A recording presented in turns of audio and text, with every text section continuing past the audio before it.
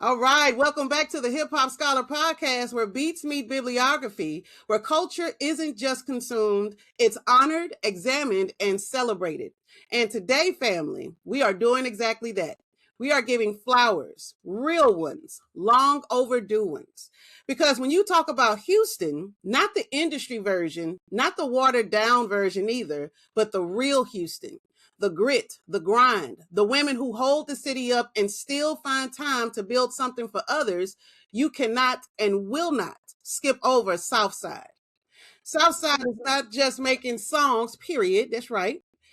She's documenting a state of mind. When she says Houston girls, she's naming legacy. She's naming the survival, the brilliance, beauty, toughness, softness, intelligence, and power all in the same breath. That record is a salute, a love letter, and a mirror for every woman who has ever come out the South and dared to stand tall. And welcome to the South. Let's be clear. That's not a tour guide. That's Southside planting a flag and saying, this is where I'm from. This is what has shaped me, and this is what I'm bringing with me. That track carries place, pride, and presence, the kind that can't be faked and cannot be rushed. Now let's talk about Roadhouse because, woo, that record moves different. That's favorite track energy. That's confidence without apology. That's the sound of an artist who knows who she is, knows where she's from, and knows she doesn't have to ask permission to take up space. That song hits because it's honest, and honesty will always travel. But what also makes Southside special, what makes her worthy of this moment, is that her impact doesn't stop at the music. She understands that hip hop has always been bigger than sound. It's always been about access, voice, and opportunity. That's legacy work. Southside represents what hip hop has always been at its best: talent with intention, confidence with community, and artistry that remember whose it's for. So today, we're honoring a woman who is holding H Town down, lifting others up, and building something that will last longer than a moment. So, family, wherever you're listening from, this is your cue to pause, to listen, and to recognize greatness while it's still rising. Give it up and you give her her flowers. This is Houston's own South Side.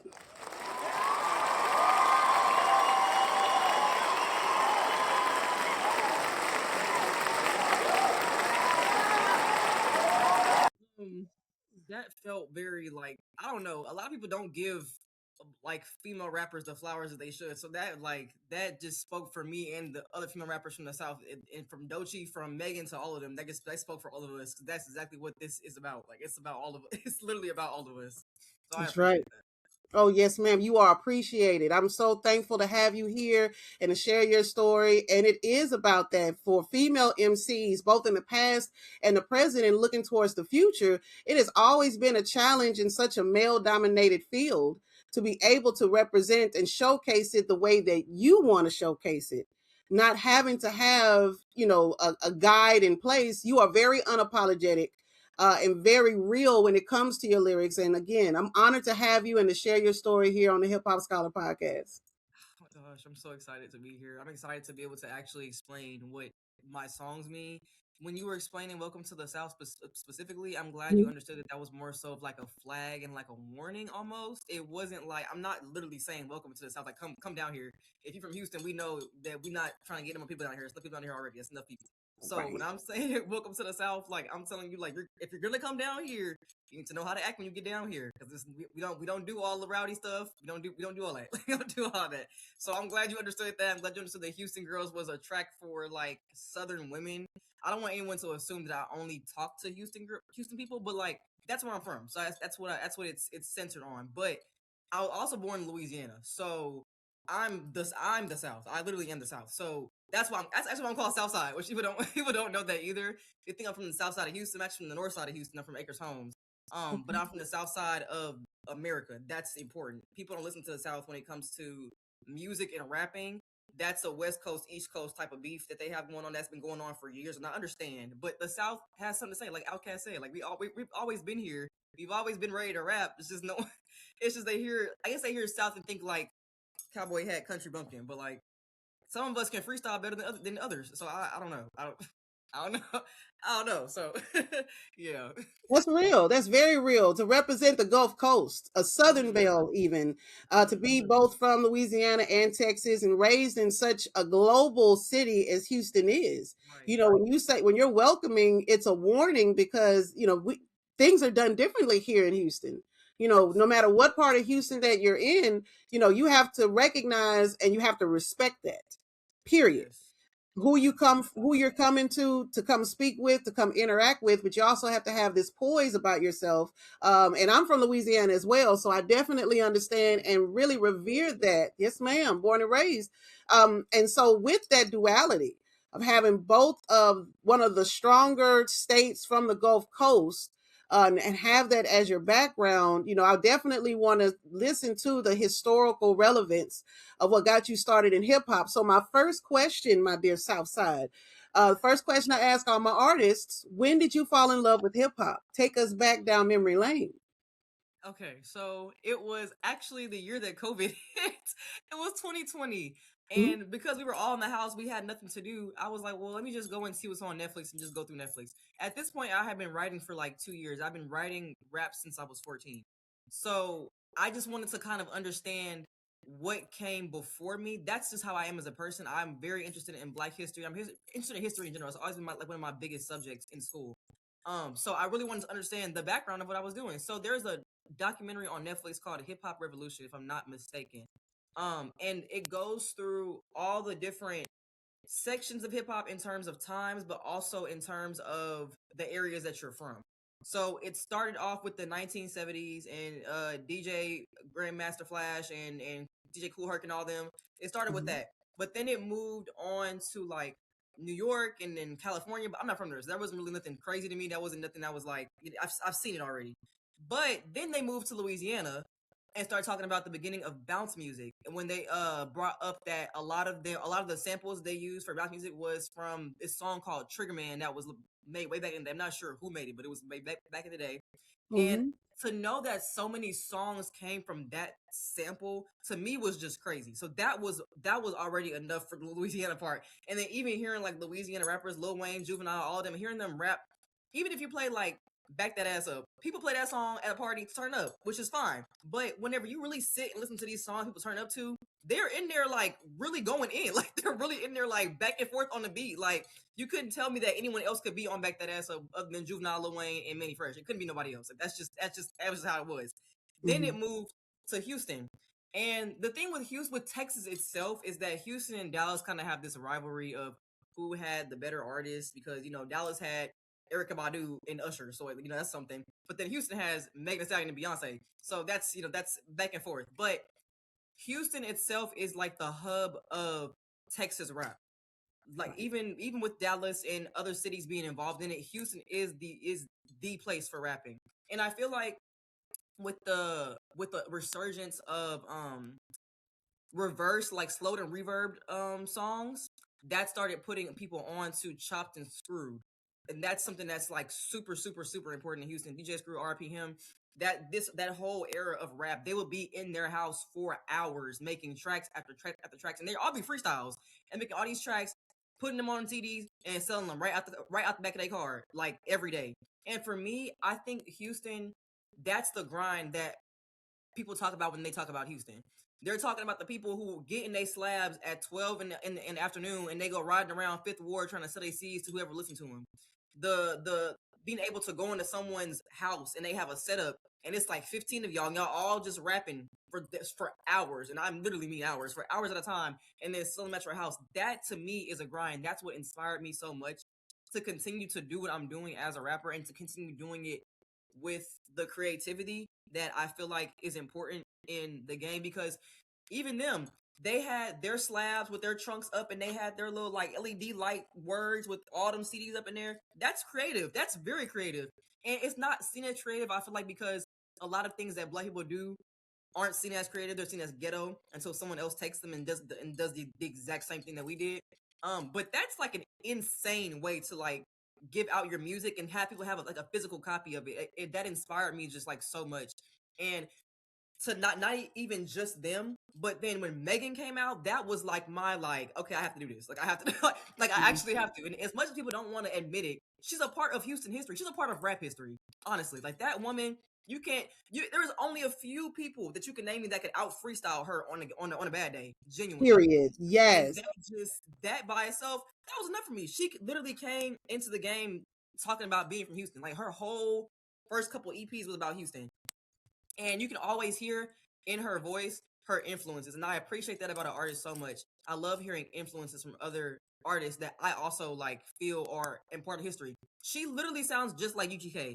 People keep saying that she sounds the same. She has the same cadence. She sounds like UGK, Paul Wall, Mike Jones. She sounds like everybody. We all rap the same. We're from Houston. Like, we all Right. rap the same. It just is what it is. It's the same in Louisiana. Everybody from Baton Rouge sound the same to everybody. It just is what it is, and I don't think that necessarily means there's no creativity.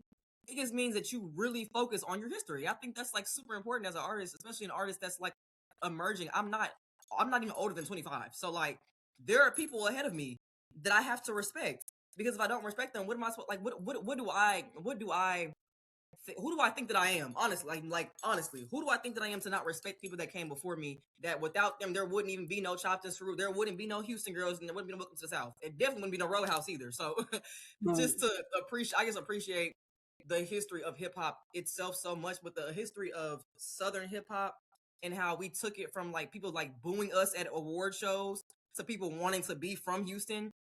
That to me is just like I'm just so proud. I'm just so proud. But that's hopefully that answered your question. But like, yeah. Oh, it answered in such a scholarly way, young scholar, because you brought the history in, and I adore that.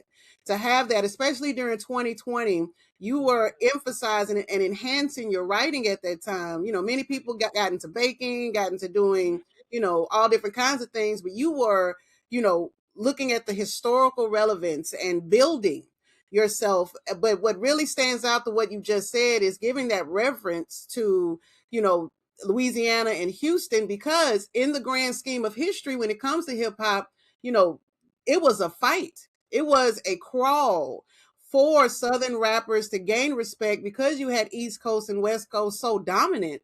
And then for when you had UGK selling out the back of their trunks, that grind. You said it so well there, Southside, where they really had the grind, and people still have those tapes, and having that nostalgia of those freestyles. And that's not something that's easy. Being able to freestyle is a top tier way of thinking, of being Yes. able to produce words in a cadence, in a lyrical fashion, in a fast paced beat. That is such creative skill that, people think, oh, well, that's ghetto-ness, when really that is true essence of brilliance. That is being Yes. brilliant. Not everybody can freestyle. Everybody can have fun Absolutely. in a cipher, but they can't freestyle. And bringing up Megan Thee Stallion, when I tell you that I dislike when people have the debate about her, because if you actually sit down and listen to her lyrics, like Southside Freestyle, Southside Forever Yes. Hold, She be getting rapping her ass off. Like hot you can't tell me she can rap her ass off. Please, you can't. sincerely, where every single one, oh, she sounds the same. Like, are you actually listening? Do you hear what she's saying on every single track that she is rapping on, with being unapologetic with it, right? And your style, it's reminiscent to it, but you two are two different artists, because you come with that unapologetic Southern Houston representation, but in your lane, rather, you promote self, you, as she does, but it's in such a different way, because again, you've done your history, you've done your homework, and you're taking and channeling all these different things. You are the future. This is a product of Houston music and Louisiana grind, and all the different things that make up hip hop, especially representative of the South. It is with pride for us to see an artist of your caliber, Southside, that you have synthesized all of the greatness that we've seen, from where there were, selling out CDs and cassette tapes from the back of cars and backs of trucks, to seeing DJ Screw and even Swisher House. Unfortunately, DJ Michael Watts passing away Yes, yesterday. RP. I'm just gonna bring him up. I just forgot all about that. He just passed away, and I just that hurt my heart. Anytime a DJ from out here passes away, it hurts my heart, because oh my gosh, like oh my goodness, it just hurts. It hurts. Absolutely. Talk to us about that part to you, because being representative of Houston, I know it hit hard for you. So let's Yeah. talk about that then. Giving reverence to DJ Michael Watts and his family. They definitely in our prayers. How did that affect you?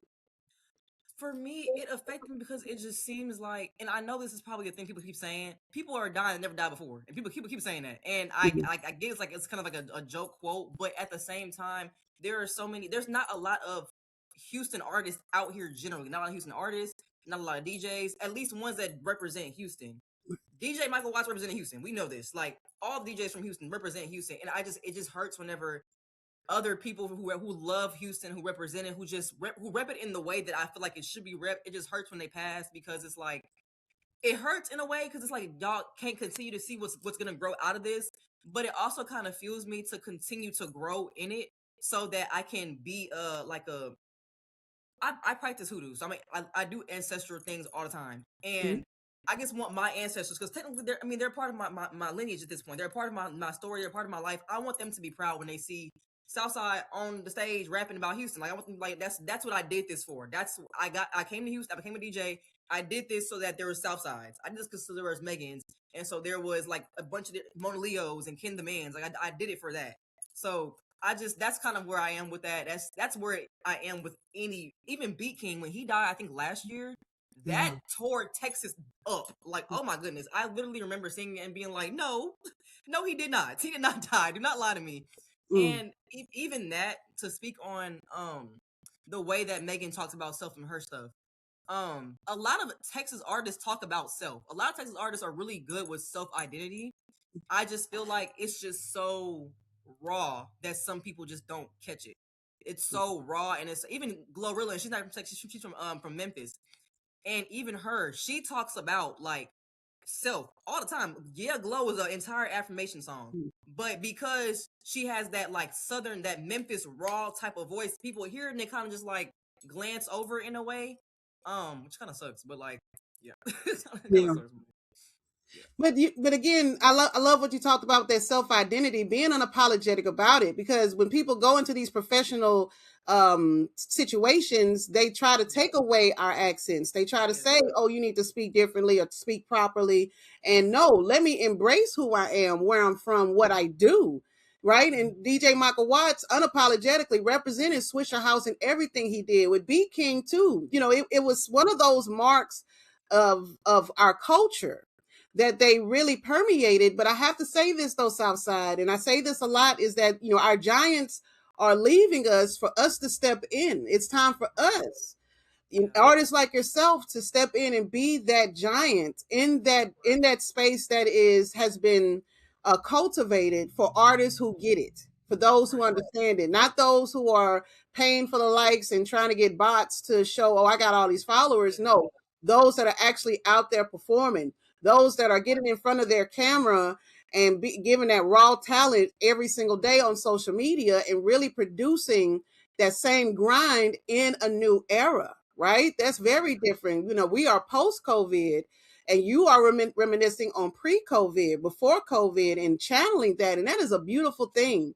That is Mhm. something that, artists really have to learn from, and people in general. I feel that, you're not here to be a carbon copy of anyone. You're here to create something new. And that's exactly what you're doing, Southside. You're taking all of this greatness around you, the greatness that is, ascending to heaven and beyond, and now channeling it to continue that legacy.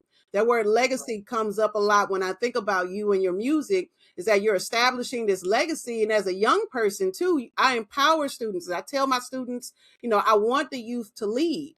The youth need to be in a position and in a mind frame to know that you are a leader. You do have this leadership. So don't apologize. You don't need permission to be great. Like, be all that of who you are. And so to hear you give that honor to those before you and those who have gone on to glory, it sits well for the history of hip hop, and just rings true to your contributions. Sincerely so. Oh yeah.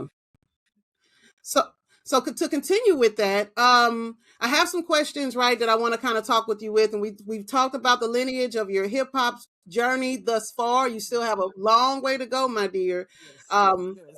Yeah, you do. Yes, ma'am. You are just getting started, and the world is catching up. The world will catch up because there's truth in everything that you do and everything that you are. And the world is going to have that for you, not just here in the South, but the world. You're going to continue to bring the world into our culture of the South.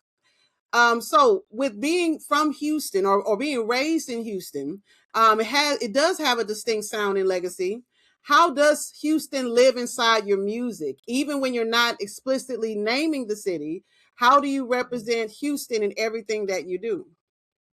If you listen to like any of my songs, you could probably catch a cadence or a flow from a different artist in Houston. But I do that on purpose because not every song can be about Houston, of course. Not every song can necessarily be me talking about riding down Bama and all like it can't be that can be every song, but in some way I can incorporate Houston in it, and like regardless of how it's incorporated, it's gonna be in there. So even if the flow doesn't sound like somebody from Houston, I might bring up like a Houston rapper in there and put that in the bar, or bring up like a really popular Houston song and put that in the bar. Houston gonna be in all of my songs somehow, even if I don't explicitly say this is about Houston. But yeah, even like Houston girls, not even Houston girls. Welcome to the South. Welcome to the South is a perfect example because it's not necessarily about Houston. I made it about the South on purpose, but I made sure that there was stuff about Houston in it. But the flow from that came from "Victim of Your Own Shit" by Gangsta Boo. So that like I make sure the South is in it. The South is always gonna be in it, but Houston's gonna be like incorporated in those ways. And a lot of the time, it's through like the flows or the cadences that I use. I just listen to a song that I feel like matches the beat of what I'm about to make, and I can listen to their cadence. I'm like, let me try and set this sounds on this beat, and then I go from there. So all my songs gonna have Houston in it because I so honestly, that's how you. But to me at least, that's how you make music that speaks to you as an artist. Like you can't just get there and I mean, freestyling is cool, not a problem. But if you don't have a like specific cadence that you like following, then you freestyling can really anybody can freestyle. Like anybody can freestyle, anybody can make a song. But when you want to make a song that has substance and a song that's actually about you as an artist, you have to look at other people. It just is what it is. And I guess some people just feel like they're too a problem that we have in Houston underground at least is that everybody thinks that they're the next Tupac. And they don't really and even Tupac had inspirations, but they just don't think that anyone can inspire them. They think that they're just like I'm the newest, biggest thing and no one inspired me and I just you can't that's not how the industry works, and that's definitely not how hip hop works. Hip hop is built off of each other. Like hip hop itself was already built off other music because there's samples in every in major songs, several songs. If hip hop itself was built off of a different like form of music, why would you not be built off different rappers? That doesn't make like that. It doesn't add up. So that's just kind of speaking to that part. But that's how I keep Houston in my raps. I just make sure that the cadence is like a UGK sounding cadence, which is why I get a lot that I sound like Megan.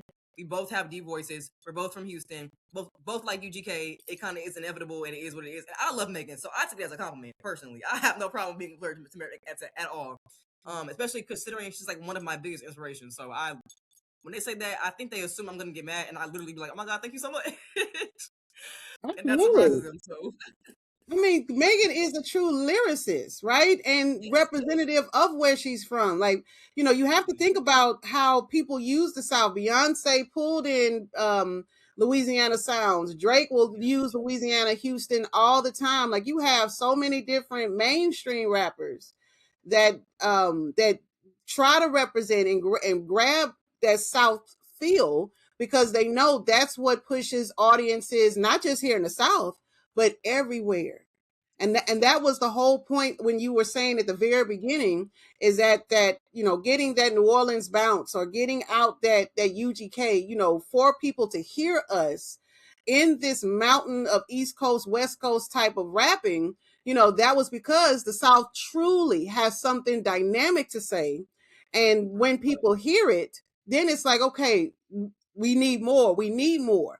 And have those influences. I'm so like just so happy and honored to hear the scholar in you, Southside, where you giving that honor to Gangsta Boo in your lyrics, right? You literally do your homework. Like you're not just being in this space of only being Southside, and I know exactly what you're talking about. Where you have underground rappers, it's themselves, and then it's Chat GPT, right? And it's like, okay, so I'm going to put this music together, literally. right? and Yes. my music is going to be the best, but not giving honor to influences from others. And that's important in this day and age. And even without Mhm. ChatGPT, thinking that, the lyrics that you come up with haven't been influenced in any space, that's that confidence. That's just like in collegiate type of academia. Like if you're writing an essay, having these different sources to sit up there and prove your thesis as well as to substantiate your claims, that's exactly what you're doing. That is the point of this podcast, is that hip hop is scholarly. It is Yes. academic. Like when I say classical music, I'm not talking about Beethoven and Tchaikovsky. I'm talking about, like you say, DJ Kool Herc, Exactly. UGK. That's classical music. That's real classical Mhm. music for us to learn from and grow and build from. So you are the Mhm. epitome of the scholar that I truly am wanting to reach and to teach and to build more generations just like that. You are brilliant. Remember that, sis. Wow. I appreciate it. Thank you. Yes, ma'am. You are. I take So pride in studying. So uh huh. As you I take should, pride in as we studying. all should. Please I feel continue. like no Yes, one ma'am. studies hip hop anymore. I think people don't think hip hop is worth studying. I would think that's what the problem is. I don't think they think hip hop is worth studying because they'll study every other genre of music, but they won't study hip hop. And hip hop used to be political. It still is political. So like that's something you could study. Like that's a whole that the message was literally about the hood, and no one ever cares to like look into that. I have books in here. I used to be an English major, which explains the scholarly thing. But I have books in here that talk about African American literature, and the beginning is about hip hop. That all that is important. Like that's still a part of our culture. I just don't think that they care. People have gentrified hip hop so much that they don't care to study it. I think that's the problem, genuinely. So, yeah, Right. So well said. Yes, ma'am. And so as you are lecturing here and teaching us in the audience outside, talk to us about your authenticity. Like you have the scholarly background, you have the research, and your delivery is very confident, very grounded, very um like you know who you are, and you're gonna be exactly that regardless. So talk to us and teach us, how do you balance the authenticity with your growth as your audience expands? As you are growing, how do you still stay true to yourself as you see your numbers grow and your audience continue to grow as well? I've started looking at like my analytics and kind of thankfully I started off being authentic. That also kind of helps. When you start off being someone you not, you got to keep that persona up. You can't just you got to manipulate your way through life. And I'm not doing that. I guess I didn't want to do that. I actually have songs where like I've changed like the whole genre of rap that I've done, and I've done them differently because I thought someone would like it. And they do, but that's not what I want to do. That's just not what I want to do. My name is Southside for a reason. I wouldn't be called Southside making Detroit rap. That don't make sense. So it got to a point where I was kind of just like, I'm just gonna have to make what I feel is right for Southside, and whoever decides that it's a good song decides it's a good song. I have gotten to the point where I've kind of stopped, not necessarily caring about what people think, because I don't. I mean, I'm an artist, so I kind of have to care. Like it's kind of part of the point, but not letting their ideas make my decisions. Social media has a really interesting way of making people change their minds, especially whenever it is bigger artists or influencers or anything, because you are influencing these people, so they're going to try and influence you back so that you can influence them more. um but for me, I've been through so much in my 21 short years of living. I've been through a lot. I've been through a lot, especially with my confidence and my security in myself, especially being a darker skinned black woman. That by itself is just a lot to go through, especially as a child and growing up being called masculine, just not feeling like you're a woman, feeling like you have your entire like femininity ripped from you, and then becoming older, hitting 18, 19, 20, and now all of a sudden colorism again rampant, going everywhere, but now everyone sees you as more of a object and not as a person. They don't see you as a black woman, they see you as a sex toy because they see your body and it looks great, you look good, but they don't want to marry you, they don't want to be around you. Like it's that whole thing by itself was enough for me to be like, if I keep feeling like this because of other people, I need to fix whatever is going on in my mind, so that whenever other people say things about me, I know it's projection, because that's all it is. Everything negative people are saying about other people on TikTok and Instagram is projection. Trim, she's one of the new up and coming artists. She has her lashes always done. I've yet to see a TikTok where they tell her your lashes look good. It's always change them, change them, change them. But why? Like if it's not affecting her, she looks perfectly fine. And she's 19. That too. People don't even give like kids grace. She's literally 19 years old. Like give her a second. Give her some time, you know? But that's kind of my thing. I just kind of try to get to the point where I'm like, if I don't make what I know is right and I know is gonna represent me, there was no point in me making this. I'm not even a lot of this. I have songs that are unreleased because they don't sound like me. Like I know what I sound like. It doesn't necessarily mean that it sounds bad, and that's why I feel like I'm glad that Megan didn't listen to no one that says she sounded the same. Because imagine Megan went from this Houston cadence flow all of a sudden tripping like she's from the West Coast. Everybody's Right. confused. That's not you. That's literally not you. You're just doing what you think is gonna make us feel good. And honestly, you're never gonna be able to please everybody. So you might as well just go ahead and please yourself. It is what it is. Like you can't please everybody. Might as well please yourself. And the people that like it, they'll like it. And that's just it's about them at that point. It's about who's gonna like it. It's not about who's not gonna like it. So I know if I like it, somebody else is gonna like it. It's my music. So I mean, yeah. That's right. Starting with self, we have to be proud of what we produce. And I tell my Mm-hmm. students also that, the applause is extra.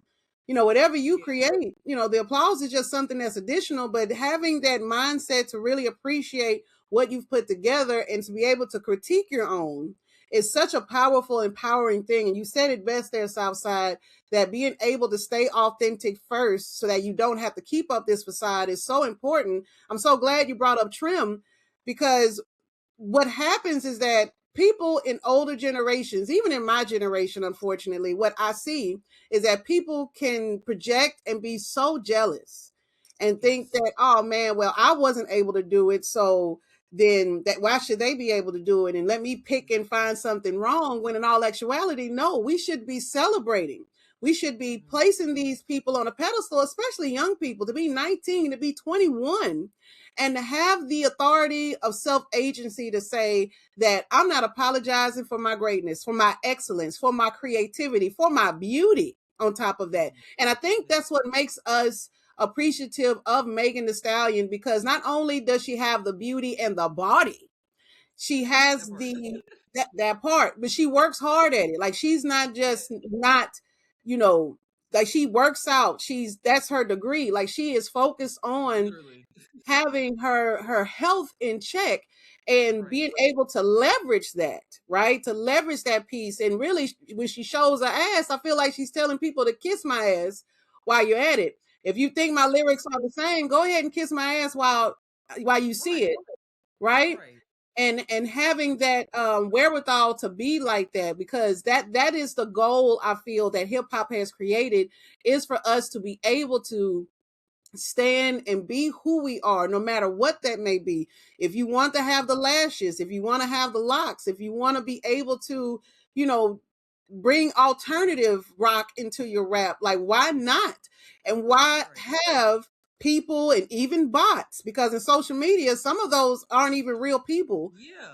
that are giving Very that true. negative feedback. It's just the algorithm feeds off of negativity, and unfortunately people love the negativity. But you said so true of being authentic to self first, and from a young person, I'm so thrilled to hear that, because social media can cyberbullying and all these different things that come onto your feed can make people feel less than. But I know whenever you pop up on my feed, it's like, oh, here we go. Southside on here we go. Yes. And I really hope that for everyone else, because you really have built a platform and this space of, oh yes, here we go. We getting ready. Texas Roadhouse for my birthday. Let's go, let's go. Yes. Yes, ma'am. Oh, yeah, we're here. We are listening, right? And that is, again, my goal for the podcast is so that the real artists, right? Megan the Mhm. Stallion, she has paid her dues. She is a celebrity. She's earned her right going into different businesses. And yet, I also want to make certain that real artists who are working towards that, you are heard. You are a celebrity in your own right, and I emphasize heavy on the word real artist. Your artistry really speaks and is showcasing, and we're just waiting for the world to catch up with you, Southside. That's all we're doing right now. I'm It's honestly waiting for the world to catch up to female rappers, which I also feel like, which is kind of random, but I feel like this is also like an issue to me because, like you're saying, real artists. I love that you say real artists and still bring up Megan because a lot of people wouldn't. A lot of people would hear. A lot of people don't bring up female rappers when it comes to real artists. There's been so many conversations. I cannot tell you the amount of conversations that I've had where I'm standing there and they're like, "Hey, what's your favorite rapper?" I'm like, Queen Latifah. And like Queen Latifah, and I'm like, yeah, Queen Latifah, she can rap. Like that is what it is. And then they're like, well, have you heard Nas? Have you heard Jay-Z? Yes, I've heard them. I'm not a man. What am I gonna do with what they're saying? It's talking about mm, pimping people out, and which is again, all this is a part of the culture. So none of this is a problem. But like, it's talking about drug dealing, all the things they're doing, and like that's fine. I can't relate to that. What am I gonna say to that? Honestly, like, what am I gonna say? And I feel like whenever I tell people, I tell men this specifically. There's always men that tell me this. I tell men this all the time. You heard the word pussy and thought she couldn't rap. That's exactly what happened. You saw a woman stand there and get behind the mic and say, yep, she can't rap. She finna sound like she finna talk about her body. Which I find crazy because men do the exact same thing. Men will talk about women's bodies that are in their videos they're not getting. Talking about women's bodies, they're talking about like everything that women do, men do the exact same thing. It's just that whenever a woman, especially a black woman, especially when it looks like Megan has autonomy over her own body, they literally lose their minds. And I just find that so crazy. And they just lose, they just forget that she can rap. Like that lady literally, she blew up off of freestyling. I barely freestyle. So that's saying that's saying something. That's hard. And the way that she does it, it's like there's certain things that I don't do because I know if I do them, I'm a perfectionist. I'm a Virgo, Beyonce, we both the same. We both on the same level of me being like, okay, I gotta make sure that this is right if I'm gonna do it. But mm, when I freestyle, like I can, it just doesn't sound like Megan making a freestyle with different like 8 different bars that have like 5 different metaphors. I can't like she's eating right. this up. But somehow she's not revered by certain people as a real artist. And I just find that crazy because you can even tell that she takes inspiration from the South. Megan Act 2, the album cover by itself, that was enough. For me, that was enough. Like, that was enough to be like, she know where she's from. Some Mm-hmm. Bernardis, she knows where she's from. Paper Together, she literally has a verse from Pimp C that he never got to release. And you mean to tell me that they don't think she's a good rapper? And they gave her an unreleased Pimp C verse? Please. I don't want to hear it. I literally don't want to hear it. Even Trim gets a lot of slack about the way she sounds. So she's something like Nicki Minaj. And mind you, I've heard interviews of her saying that was one of her inspirations. And I find it very crazy that people don't think that people can be inspired by people. Because a lot of the time, I think jealousy is a big part of it. And they just assume that everybody is jealous like they are of Mm-hmm. celebrities. They don't ever assume that people are actually inspired by celebrities. So that's why whenever I get the whole, you sound like Megan, it's like, okay, I know. That's kind of the point. Like, that was on purpose. I know, I know. There's a reason for that. I literally have an alter ego named Sugar Mama because of her. Because she has an alter ego named Sugar. Like that. No one, people hear that and think, oh, I'm trying to be her. They don't really hear, maybe she just really, really like, I've been a fan of Megan since she came out. So like, this is not, I've been, since 2018, I've been a fan of her. So this is not, like, this is not nothing new for me. It's just new to everybody else because everybody else sees inspiration as jealousy and not inspiration as like studying a person or studying what they do. And that sucks for female rappers. So I'm waiting for them to catch up to us and to understand that we're, no shade, doing better than the male rappers right now because I couldn't name you a new male rapper that came out and is actually making stuff move, like Trim and all of them. Like I couldn't name you one, and that's not a problem. But like y'all have to at one point be like, okay, the ladies might got this now because we do. Yeah. We literally do. We literally do.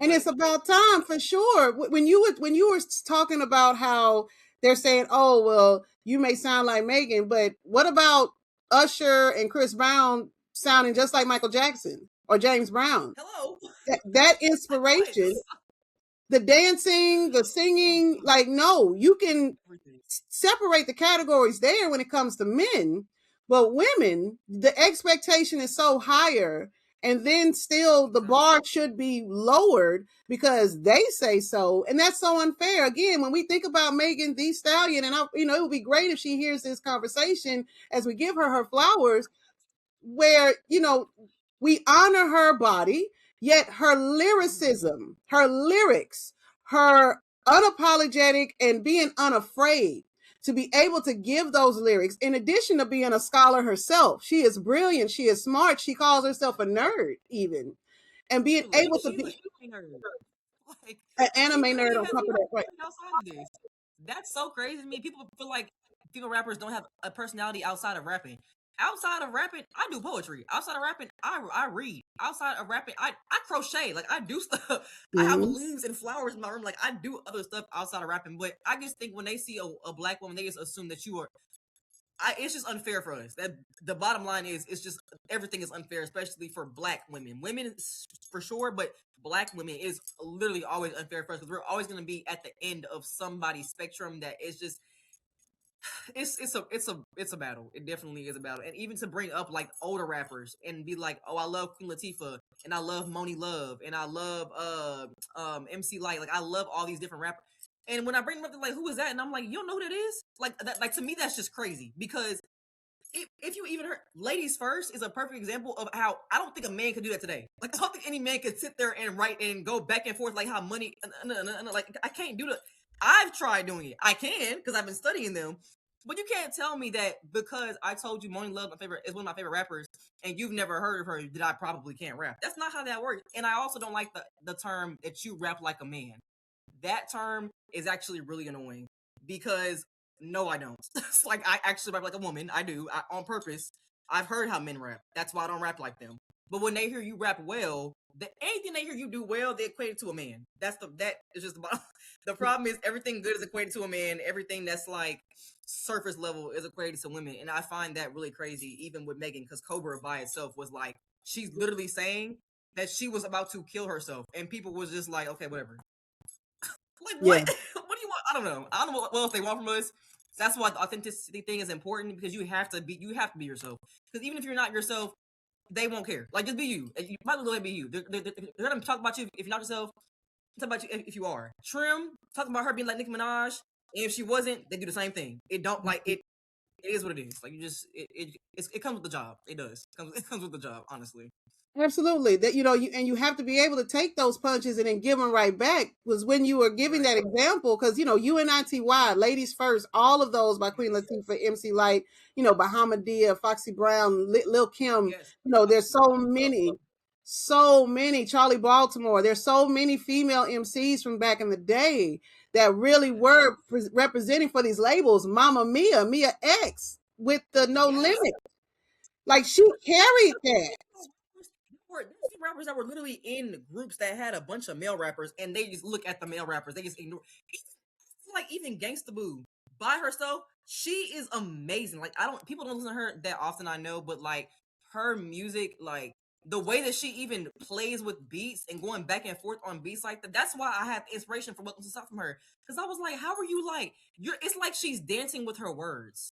Like she's like, it's like she's moving her head and she like all the words, like all the movements are words. And I was like, I gotta figure out how to do that. And that's really how you study rapping. You have to know that they're dancing with their words, and you gotta hit the dance just like them. Just put some different words in to make it sound like you, but you gotta hit that dance because if you hit the dance, it's not gonna sound right. It's just not gonna sound right. But yeah, there's so many different rappers that don't get their flowers, and that's also part of the reason I do what I do because my goal, especially whenever I become big and I'm able to actually meet these women, I want to give them their flowers because no one else is giving it to them. Even Beyonce, she's Beyonce. Like she's literally Beyonce.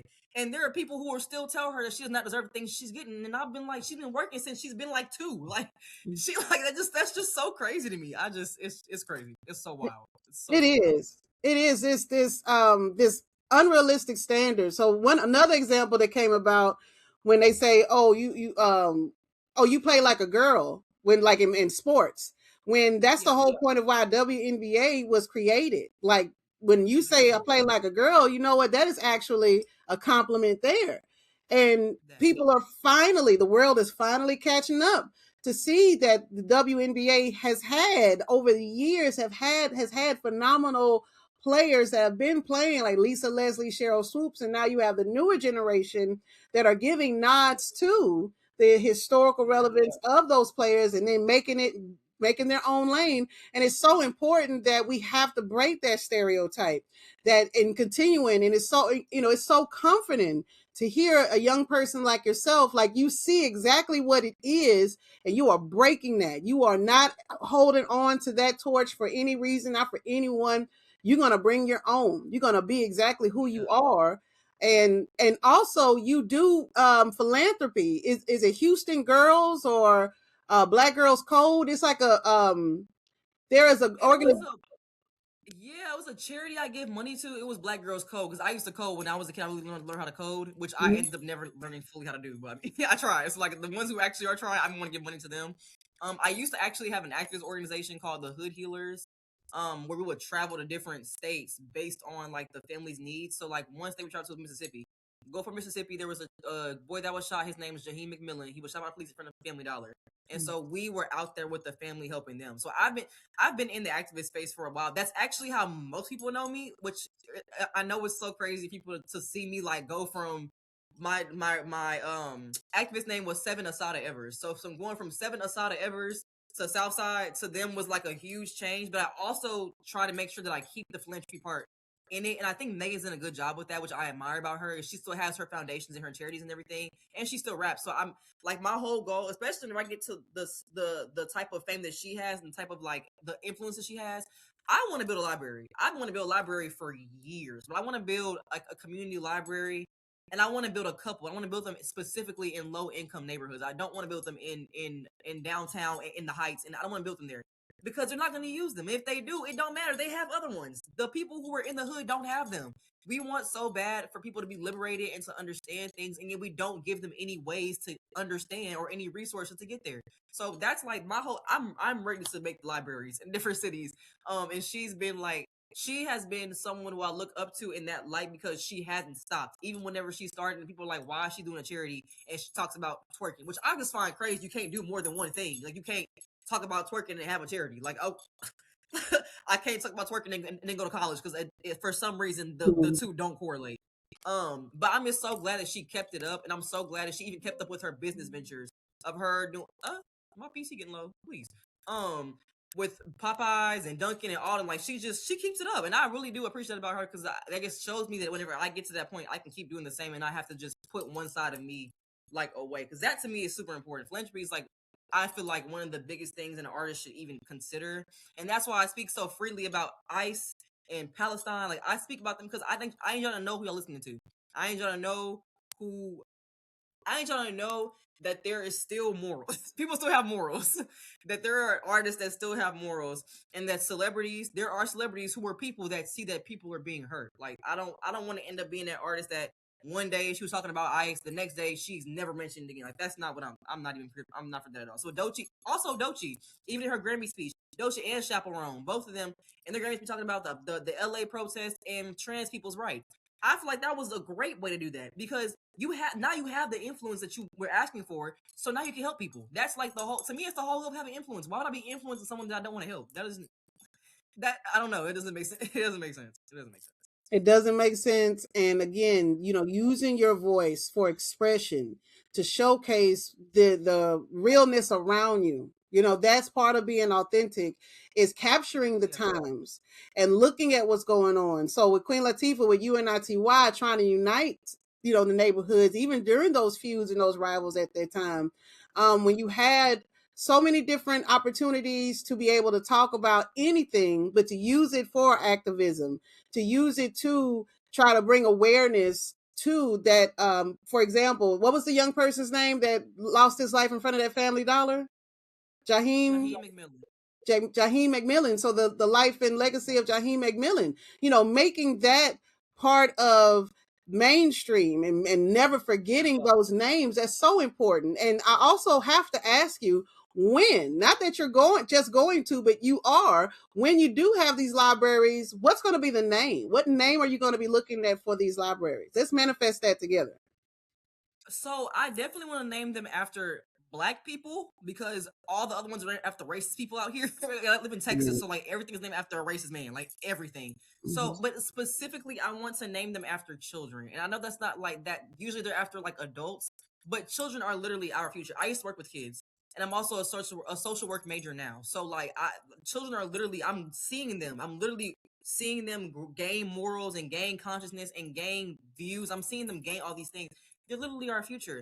And so when I get to that point, whatever like little black girls or boys there are who are doing things in their community, I want to honor them by doing that because there are so many kids that will never get honored for the things that they do. There are so many kids in low income communities that will never get talked about for the things that they do to help the communities. And I just feel like that's so unfair because there are celebrities that are doing nothing that are getting talked about like they're the the president sucks too, so never mind. But like they're getting talked about like they're like a good president or something. Like they're getting talked about in a positive light. For example, Erica Kirk, she literally had an entire audio message about how much money she made from an event about her husband. Which I mean, I'm not gonna get into that, but made an event about that. And she's like, that's a whole viral thing. And there's kids who are making like toy drives for kids who other kids who are out here because they know they have more resources and privilege than other kids. And you mean to tell me that they're not on the news, but she is? No, that's just not gonna keep happening on my watch. I refuse. So they're definitely naming after kids who are doing something in their community, and it's gonna stay like that. It's not gonna change. I'm not gonna go for let's name it after no. Name it after the kids. This is about it's about the kids. It's not really even about adults. It's not about me either. It's literally about the kids. The kids have to learn. Like the kids need this literacy in order to continue because now they're seeing what it looks like whenever you don't have literacy and you're running an entire country.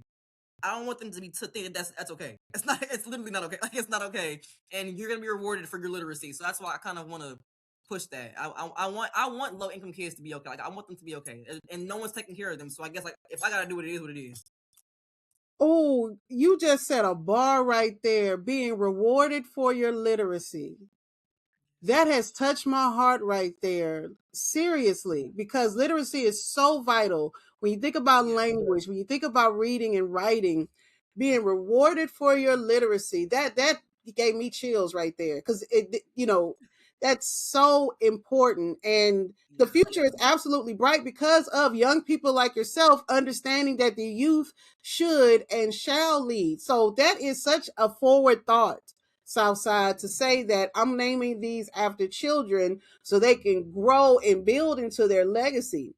10, Exactly. 15, 20 years from now, for a child to see that a building named after them, that is absolutely placing that legacy on them to build into whatever their vision of success becomes. And that is such a novel thought there that, wow, I mean, so impactful, so insightful too. My goodness. They Wow. matter so much.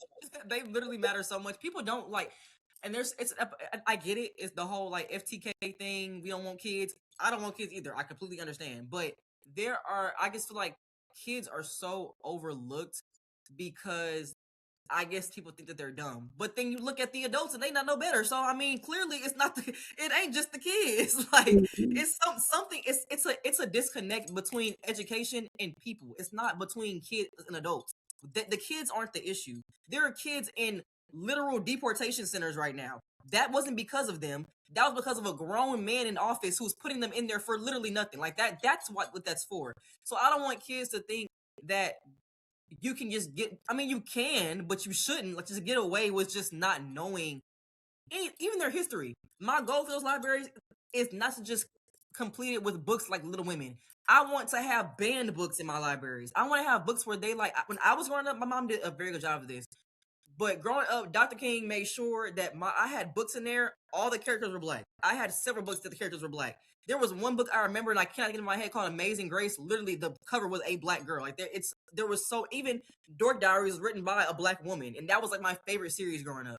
But that's like such an important thing for kids to see themselves in literacy as well, because if they keep seeing kids that don't look like them or people don't look like them, they're not going to think that they matters if they say anything like that.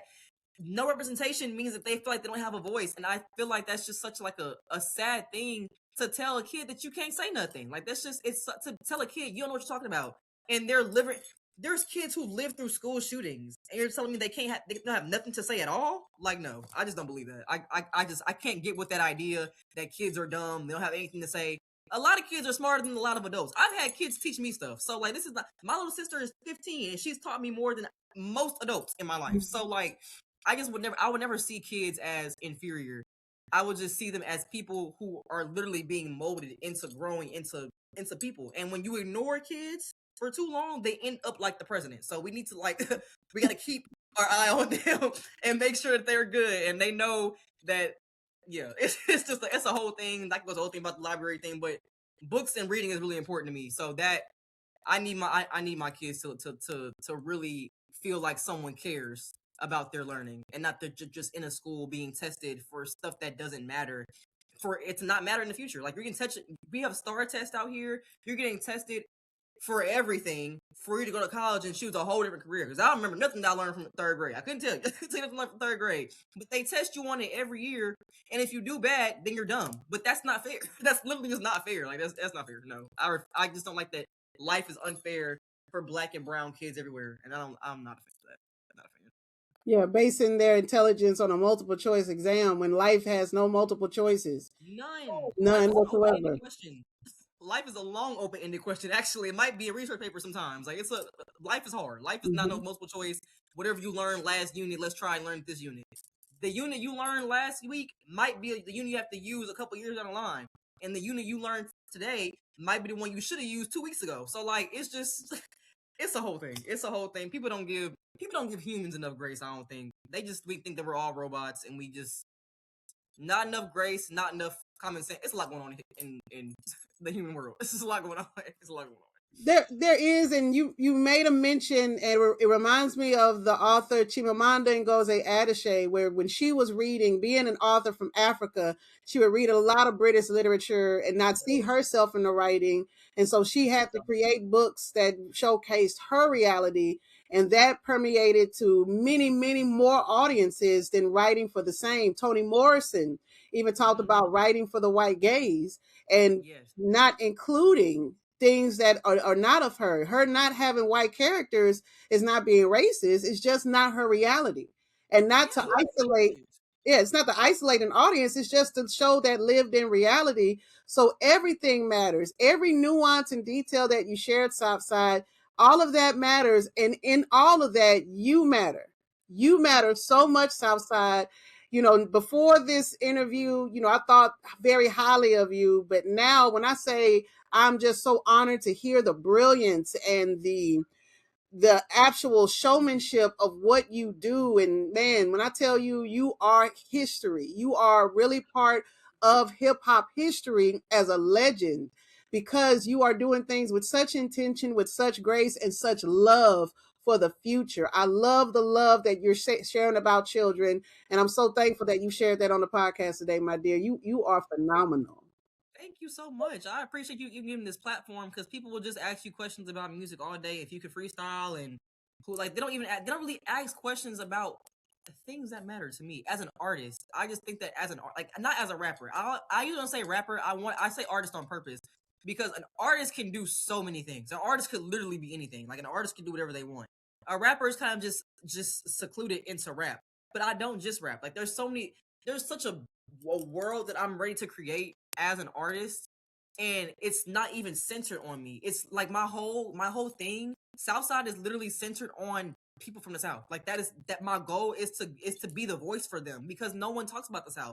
They just started bringing up Memphis with Glorilla, but they had several Memphis rappers years ago. Even modern Memphis rappers, they had Italy Choppa years ago, and they wasn't talking about Memphis then. But now suddenly everybody cares about Memphis. Glorilla is from there, and then Mhm. even that itself is not even like a care. It's like a just watch. Like it's not a care. It's just let's just see what they're coming up with down here. And like we have so much time. There's so much talent in the South. There's so much talent in Houston, but there's so much talent in the South. I just want to be that voice and that like that that person that was like, okay, this person literally represents the South. Like my name needs to be represented by me. Like this is the South. Like that's the type of legacy and legend type of deal that I want to leave.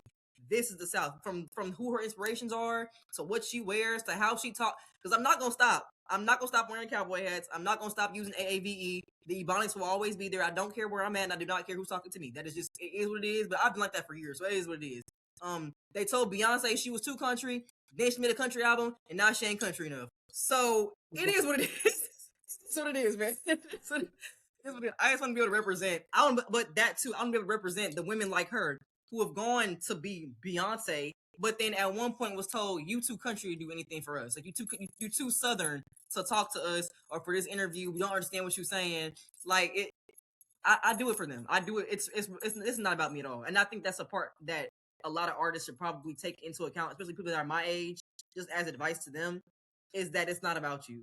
And that's what gets them messed up. It's literally not about you. It's about the people that you're sending this message out to, and it's about the message that you're giving. Even if the message is go outside and shake your ass, like okay, like that's the message. Be confident about that message. Say your message and move on. That I mean, it is what it is.